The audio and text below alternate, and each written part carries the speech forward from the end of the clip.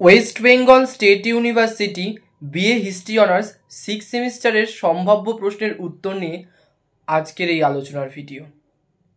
6 semester core paper 14 trend in world politics, এই paper 14-এর 5 মার্কসের সম্ভাব্য প্রশ্নের উত্তর আজকের এই ভিডিওর মাধ্যমে তুলে ধরা হবে। আজকে যে 5 মার্কসের সম্ভাব্য প্রশ্নটি নিয়ে আলোচনা করা হবে সেটি হলো, দ্বিতীয় বিশ্বযুদ্ধের সময় মহাজোট কী জন্যে হয়েছিল। তোমাদের কাছে অনুরোধ, তোমরা ভিডিওটা প্রথম থেকে শেষ পর্যন্ত দেখো এবং ভিডিওটি ভালো লাগলে অবশ্যই লাইক করে দিও। এই চ্যানেলে যদি তোমরা নতুন হয়ে থাকো তাহলে চ্যানেলটিকে সাবস্ক্রাইব করে দিও, যাতে 6 সেমিস্টারের সম্ভাব্য প্রশ্নের উত্তরগুলো তোমরা পেয়ে যেতে পারো। দ্বিতীয় বিশ্বযুদ্ধের সময় মহাজোট কী জন্যে হয়েছিল। 1941 সালের 7ই ডিসেম্বর পার্ল হারবারে বোমাবর্ষণের পর মার্কিন যুক্তরাষ্ট্র আনুষ্ঠানিকভাবে অক্ষ শক্তির বিরুদ্ধে যুদ্ধে লিপ্ত হয়। ডিসেম্বরের মাঝামাঝি ওয়াশিংটনে উচ্চপদস্থ সম্মেলনে ঠিক হলো যে রণকৌশলের ক্ষেত্রে ইউরোপ মহাদেশ অগ্রাধিকার পাবে। সোভিয়েত রাষ্ট্রনায়ক স্ট্যালিন মার্কিন সিদ্ধান্তকে সমর্থন করলেন।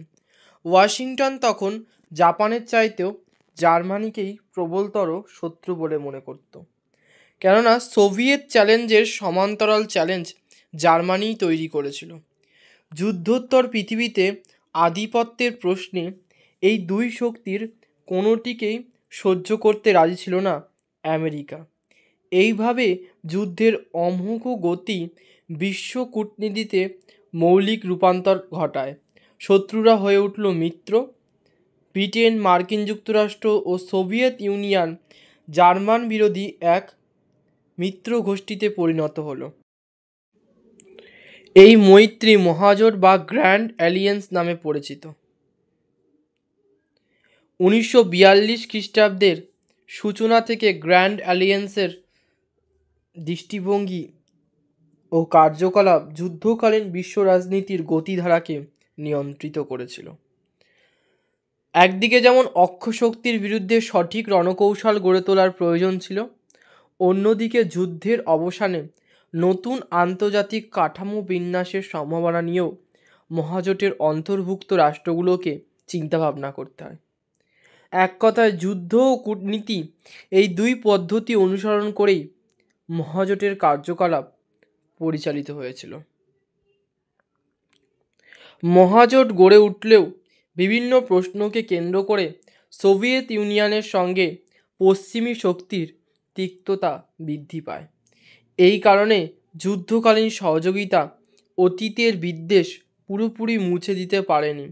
পারস্পরিক এই সন্দেহ অবিশ্বাস পরবর্তী পর্যায়ে আন্তর্জাতিক সম্পর্কের ক্ষেত্রে অত্যন্ত অশুভ হয়ে উঠেছিল। যুদ্ধকালীন মহাজোটের অবসান প্রসঙ্গে ঐতিহাসিক মহলে ভিন্ন ভিন্ন ধারণা প্রচলিত আছে।